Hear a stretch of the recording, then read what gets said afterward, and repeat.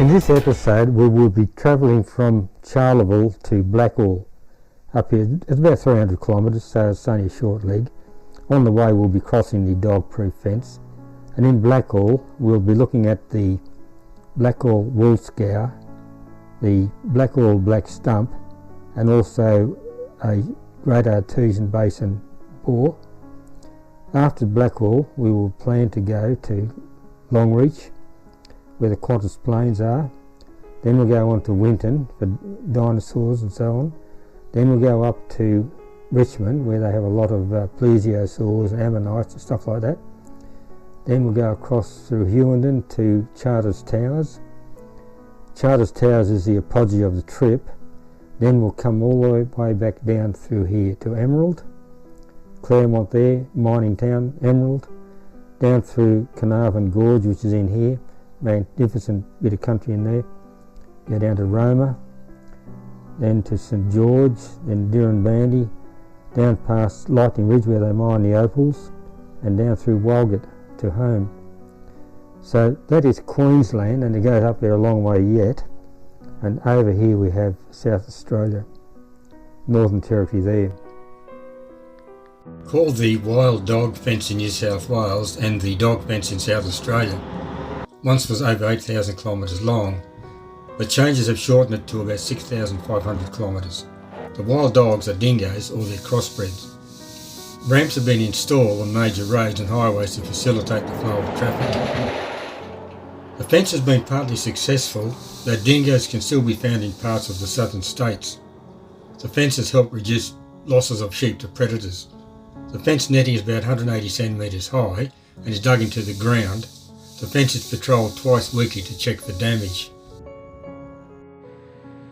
Trailblazing the West Mural in Augathella on the way to Blackall, a tribute to the bullock teams in the pioneering days before motor transport. The mural also features a ubiquitous galah. There is also a mural on the other side of an old man emu.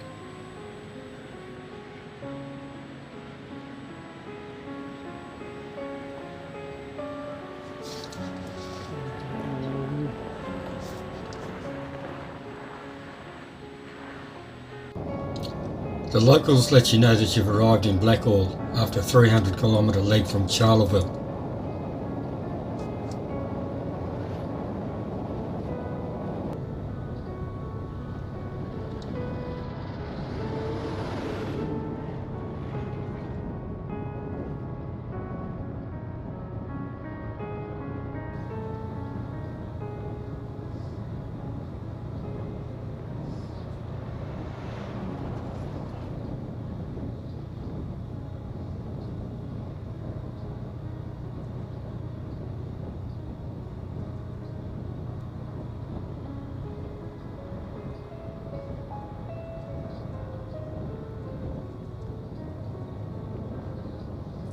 The motel where I'll be staying for tonight.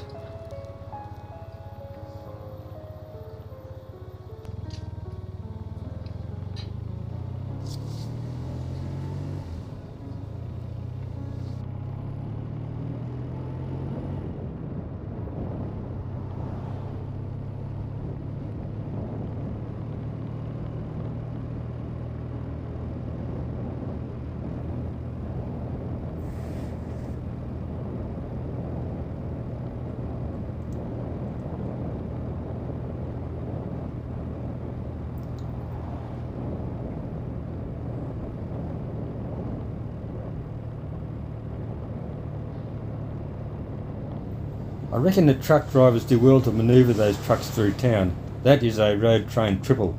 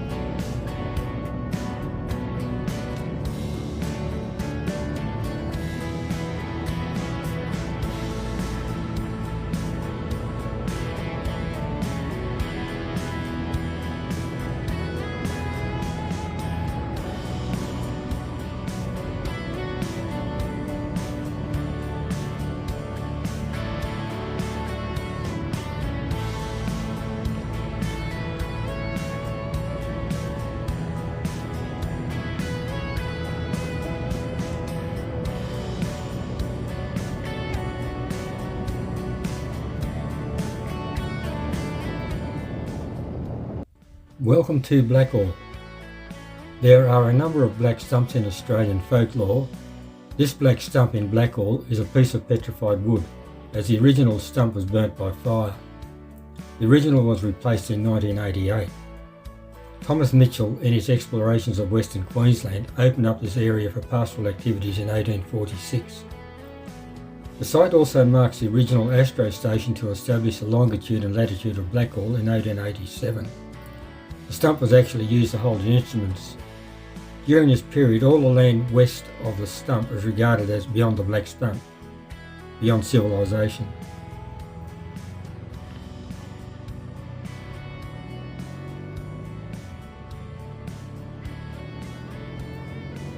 On the road to visit the wool scour and the Great Artesian Basin bore, 4 kilometres from town. Blackall is totally dependent on the basin for its water supply. The water is so hot that it has to be cooled before use.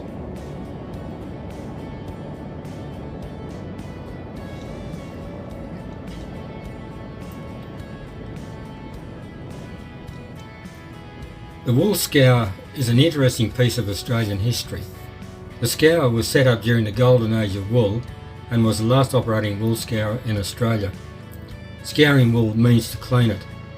Up to 50% of the weight of a fleece can be dirt, grease and seeds.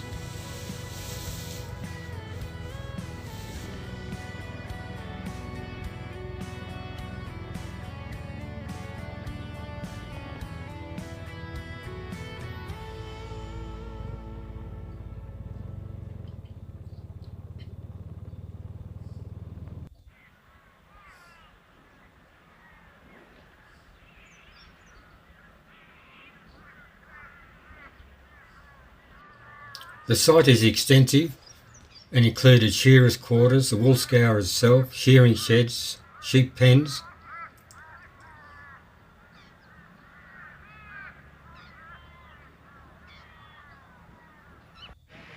This bore taps into the Great Artesian Basin. The resources of the basin are mind-boggling. This bore was drilled in 1906 to supply water for the scour plant. Depth is 800 metres, which is almost a kilometre. The original flow was 240,000 litres a day. Today's flow is about 50,000 litres a day. Water temperature is 58 degrees Celsius.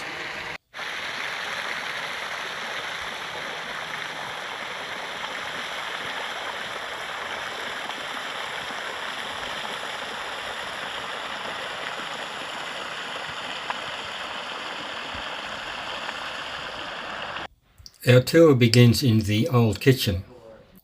Scott, a font of information, our guide, and his pet goats will be with us shortly. Morning folks, how are you? Would you like to take a seat? We're going to show you a movie first. Right, mate. See you, Howard. What breed of goat are they? Drives me mad, this thing. I don't know why it does what it does, but it's once wool. The poor buggers would drown, which wasn't such a great idea. So they decided to shear the wool before they washed it, and that's what brought about the wool scours. And the most important thing they needed, of course, was water. And so the first project at the beginning of 1905, because the water comes out of the ground under pressure, you'll see some gauges there under the shed. They would use that to generate a 110 volt power generator. They didn't use electricity in the scour to run the machinery. They did use it for light, for a night shift. There was a day shift and a night shift.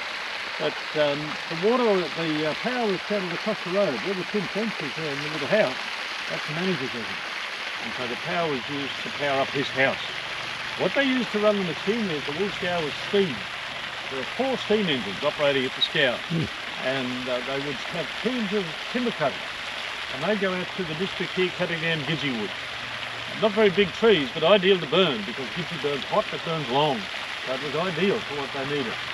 The problem was they'd cut the trees here in 3 lengths. They'd take out the crown, cut them off at the ground, but they were too long to go into the furnaces. Cut the cord with the 4-inch cord to go into the furnaces. And down the bottom is the firebox. You can see it's quite large. They had the tallow works and a small scour up there in Barkey, about 100 k's up the road. But they decided to buy the Blackall wool scour. And when they did, they felt they could improve the productivity of the Blackall scour by adding a second line of wash troughs. The original owners only had just the one line, but they added the second line. But they discovered soon after they did that they needed more steam. The steam engine is operational but not working today. Here and there anymore, unfortunately, but the blacksmiths and the engineers would work together, Workshop. making the parts they needed. They did that for 70 years.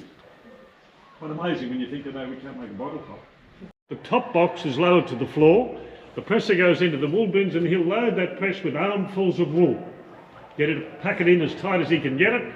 When both bins are full, he'll bring the top box up to the bottom box.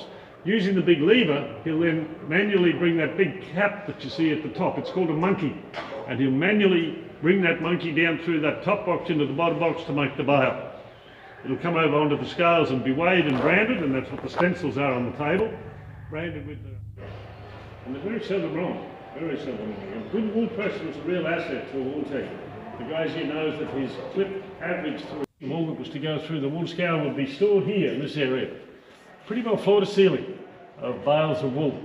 And then it would go into the first trough they put in. This one here came here in about 1907, mid-1907. And it came from Manchester in England. And it was considered to be quite aggressive. You can see the big harrows in the middle there. And they would pull the wool down through the trough and agitate the wool so the sticks and burrs would fall out, clean the grease out of the wool. The first two troughs were the wash troughs, the second two troughs were just to rinse troughs. And in the troughs would be boiling water and steam. They couldn't let the water get less than 54 degrees, otherwise it wouldn't wash the grease. But it couldn't be hotter than 60 degrees, otherwise it would damage the wool fibres. So the steam was used to regulate the water temperature. And they would put caustic soda and soda ash into the trough. It wasn't manually handled, which was quite different to other wool scours. Other wool scours back in the day had 4 troughs in the process of washing the wool, but it was a manual operation to move the trough. They had to make it. And they would do the maintenance and the repair work between shifts. There were 2 shifts a day, 2 8-hour shifts.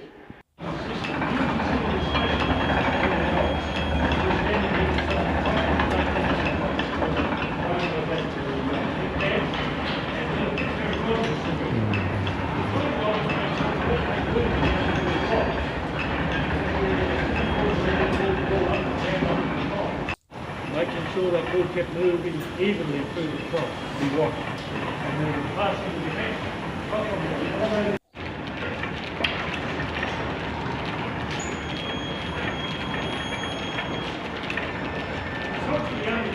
Nearly as long to dry the wool as it is to wash the wool. They would dry the wool with boiling water and steam. Under each of those elevators are heavy iron pipes, and they'd pump the boiling water and steam through those heavy iron pipes.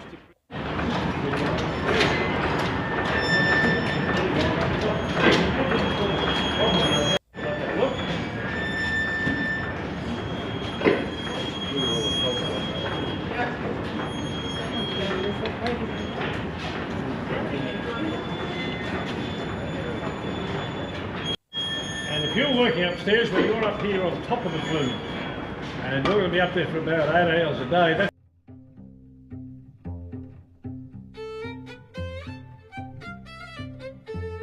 Not a fighting place.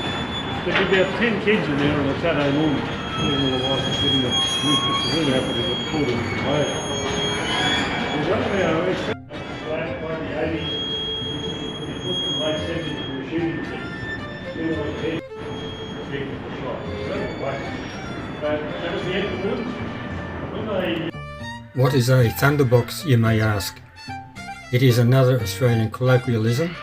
All will be revealed shortly.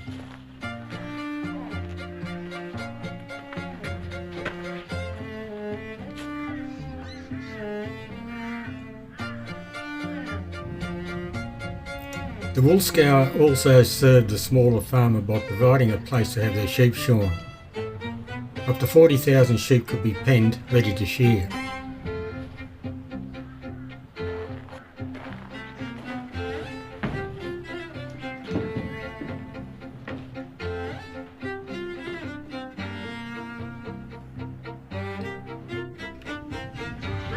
you press it once? Yeah.